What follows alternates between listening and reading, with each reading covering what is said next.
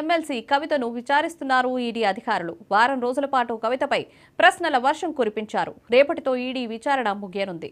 రేపు వైద్య పరీక్షల అనంతరం కోర్టులో కవితను హాజరుపరచనున్నారు ఈడీ అధికారులు.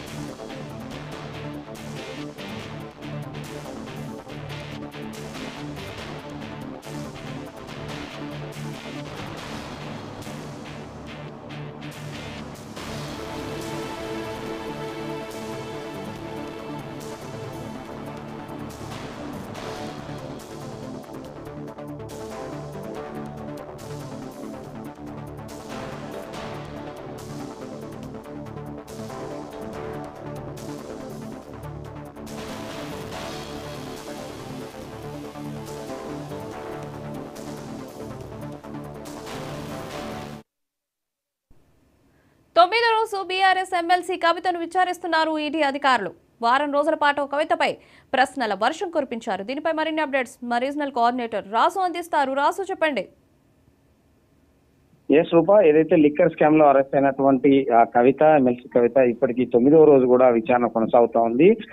ఏదైతే మొదటగా కూడా అంటే ఈ నెల 15వ తారీఖున ఈడీ అధికారులు అరెస్ట్ చేయడం జరిగింది.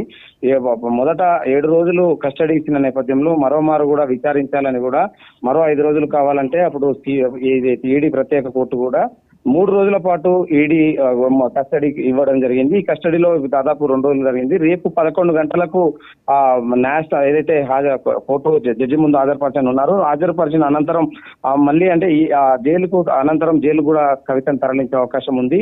ఇప్పటికే అంటే ఇంకా మరికొంతమందిని కలిసి విచారించిన నేపథ్యంలో మరికొంత అంటే కస్టడీ మళ్ళీ అడిగే అవకాశం ఉందా, లేదంటే రేపు కోర్టు ముందు ప్రవేశపెట్టిన తర్వాత జైలుకు తరలిస్తారా అనేది చూడాలి. ఎందుకంటే ఇప్పటికే ఈడీ సంబంధించినటువంటి వాదనలు మాత్రం కవితపై గట్టి ఆరోపణలు, ఆధారాలు ఉన్నాయని కూడా వాదనలు గట్టిగా వినిపించడం జరిగింది. ఈ నేపథ్యంలో అంటే కస్టడీ రేపటితో ముగియనుంది.